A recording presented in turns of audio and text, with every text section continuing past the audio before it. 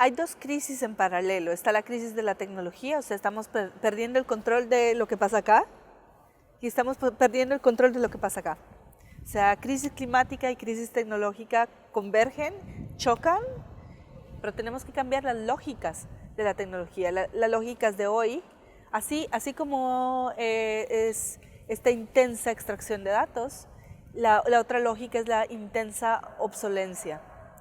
Aunque la mitad de la humanidad está conectada, podríamos decir que solo el 1% controla el futuro del desarrollo tecnológico y tiene la capacidad de desarrollar la siguiente generación de tecnologías.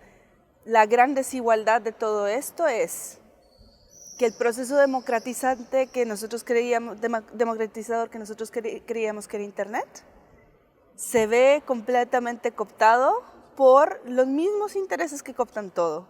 Entonces, que la promesa de una conectividad que va a derivar en libertades, en creatividad, en oportunidades y en la habilidad de hacer muchísimas cosas, ya se les viene negada de antemano a ese 50% desconectado. Y ya la lógica de Internet como una herramienta de comunicación y acción y de creación se borró. Ahorita es tanto el Internet al que nos conectamos diariamente como el Internet de las cosas como herramientas de vigilancia, control y medición.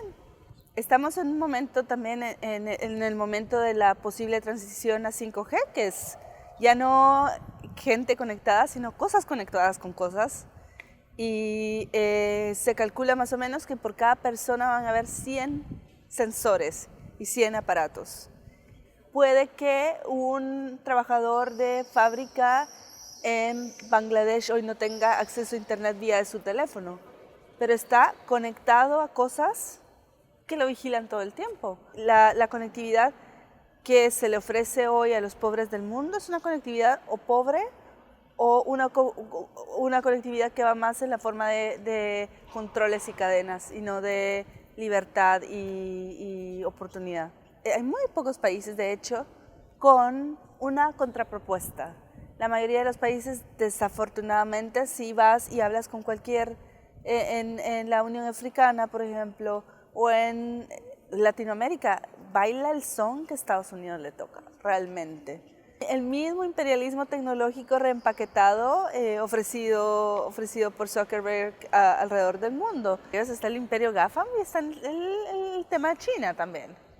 Y ahorita es la batalla de los dos imperios. Es muy interesante porque a pesar de ser económicamente distintos, tienen, o sea, hacia adentro, hacia afuera, la industria tecnológica china y la de Silicon Valley responden a la misma lógica extractivista, agresiva y sí, imperialista que desde dos regiones, digamos. Lo que dice el gobierno de Estados Unidos es: yo puedo hacer lo que quiera en todo el mundo. Puedo torturar, puedo tener cárceles secretas, puedo pasarme por encima de todas las leyes nacionales. Sí, quiero proteger la seguridad, supuestamente proteger la seguridad de mis ciudadanos y avanzar mis intereses económicos. Y no voy a dejar que nadie ni siquiera se entere de esto. O sea, necesitamos muchos Julian Assange, necesitamos muchos Wikileaks, necesitamos muchos periodistas valientes que se atrevan a exponer la verdad. Y con los medios tradicionales realmente ya no podemos contar. Cada vez hay una integración más vertical de dueños de las compañías tecnológicas grandes, dueños de los grandes medios y de la forma que se distribuyen las noticias hoy. O sea, casi que hoy tu chico del periódico es Facebook. Julian dice no, la gente, todo el mundo tiene derecho a saber qué abusos estás cometiendo para poder actuar y poder resistir y poder sacarte de ahí si lo quieres.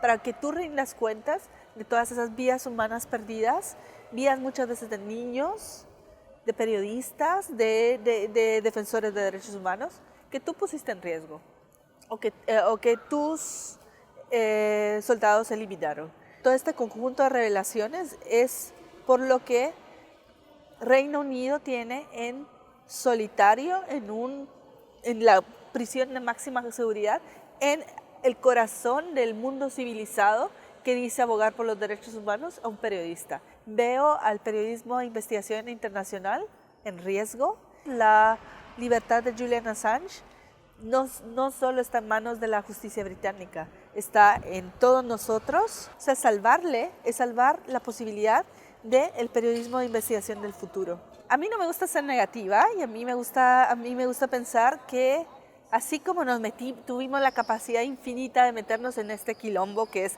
cambio climático combinado con crisis tecnológica, donde ya no estamos seguros de nuestra autonomía y capacidad de acción, junto con crisis democrática y estos terribles líderes que están en el poder, que la combinación de estos tres factores que nos tienen mal nos va a empujar realmente a tener una reflexión profunda en nuestras, no solo como individuos, sino que como colectivo, en qué planeta queremos, cómo queremos que se redefinan las reglas en este espacio que compartimos y cómo vamos a usar las habilidades y capacidades y la tecnología que tenemos hoy para revertir este proceso. Yo creo ahí está la clave.